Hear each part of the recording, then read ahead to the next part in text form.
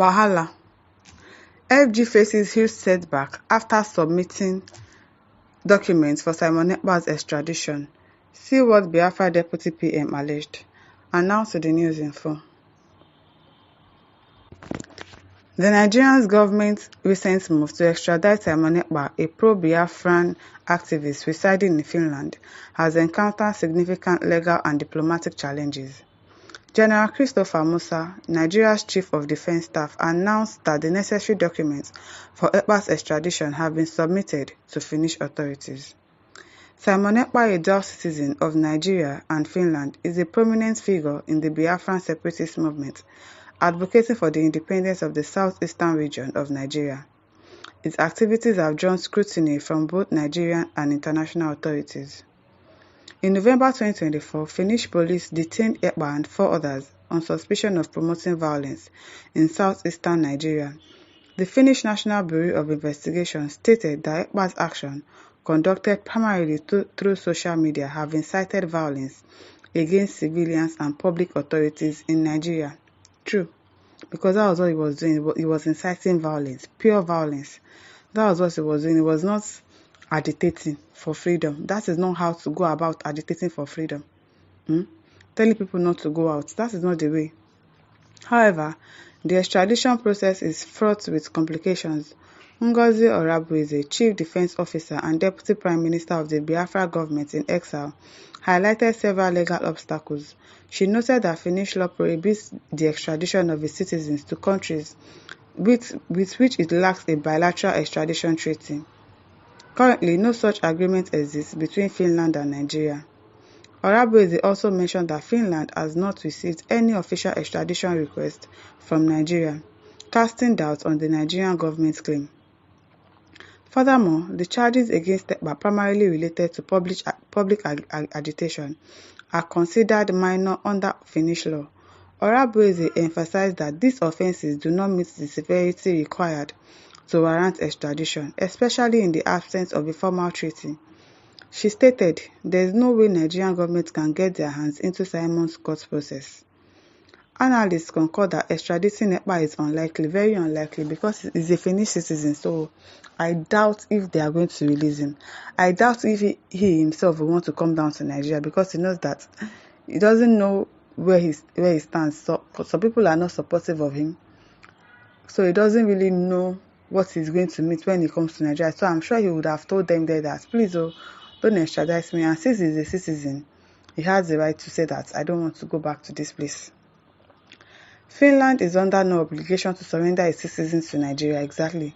He added that European Union countries generally do not extradite their nationals outside the EU, further diminishing the prospect of Ekpa's extradition. The situation underscores the complexities involved in international extradition cases, particularly when they intersect with issues of dual citizenship, differing legal standards, and the absence of bilateral agreement. As it stands, the Nigerian government's efforts to bring Simon Ekpa to trial on the surface substantial legal and diplomatic hurdles, making the likelihood of his extradition increasingly remote. It's not going to even work. It's not going to work because he's their citizen over there. He will not open his eyes and watch them bring him to Nigeria, where there is no law, where there is no order, where things can scatter. He might come here and get released and get freed of everything that he has done, and he might get here and face serious problems, especially with the president that we have right now and the fact that Nnamdi Kanu is in prison. He is also a Biafra agitator. So now imagine that they now bring Simon Ekpa to Nigeria. Obviously, what do you think is going to happen to him? Nnamdi Kanu over here, he has people that are supportive of him, that are even clamoring for his release. Simon Ekpa does not even really have that support like that, like Nnamdi Kanu has it. So imagine him bringing him down to Nigeria. He's going to face a whole lot of problems, big problems. So I'm sure that he himself will be crying over there that, please don't take me back to Nigeria, because I don't know what I'm going to meet over there. He can come here and before you know it now, they will sentence him. The court process will be very, very fast if they bring him down to Nigeria. And with the kind of people that are not even supportive of him, even his own people are not really supporting him. Only few of them, only his few loyal followers that are supportive of him.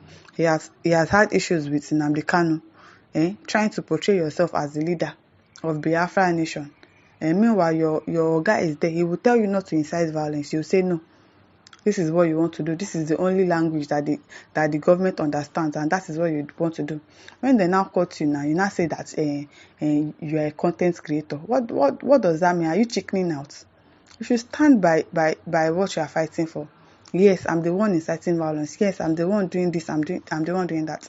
And now say, oh, you're a content creator. You don't do this. You don't do that. And people have already said, okay, let's just ignore this one. He doesn't know what he's saying. How can you come and, when they now arrested you, you're not saying that, oh, you're a content creator? From where to where? After causing problems, after telling people to sit at home. Do you know how many times people sat at home? On a Monday. You tell people not to go to work on a Monday. And if they go, you beat them up. You send your loyal followers to beat them up, your ESN group. Nnamdi Kanu was against this, but you refused. So he knows everything that he has done, and he knows that him coming to Nigeria will not be a good thing for him. He will not even want to come. I'm sure he would have told them in Finland that, please, don't take me back to Nigeria, I beg. I don't want to go. He will not want to go because he knows what he has done, and he knows exactly what he's going to face when it comes to Nigeria. So it will be really hard for Finland themselves when their citizen is telling them that, please, I don't want to go to this country. Probably even went there on asylum issues in the first instance. So they are not going to release him. So Nigeria should just forget about him coming down to Nigeria. He wouldn't come. Extraditing him will be very, very, very unlikely. Very unlikely. They will try their best. I'm sure that once they see that, oh, these people are not forthcoming, they'll definitely give up on the process of all the whatever that they are submitting. And we are submitting this, we are submitting that, so that they will extradite him to Nigeria. Imagine if even if he is not wrong, or even if he didn't do anything in Nigeria, they will pile everything on his head. Every atrocity that has been happening in the southeast, they will pile it up on his head because he too, he resorted to violence. He shouldn't have resorted to violence in the first instance, but he did. So I don't know if he coming to Nigeria will favor him or not. It will not, because Nnamdi Kanu, do you know how long he has been in prison? Since 2021. So imagine this one that now even cause violence face to face, telling people stay at home, don't go to work. If you go, I'll do this, I'll do that. What do you think will now happen to him when he comes down to Nigeria? Now jail straight. That's where he's going to, straight up. So I'm sure that he will tell the Finland people that I don't want to go back to Nigeria, and they are going to listen to him because he's their citizen. That's just it. My listeners, what do you think? Leave your thoughts in the comment section. Don't forget to like, to share, and subscribe.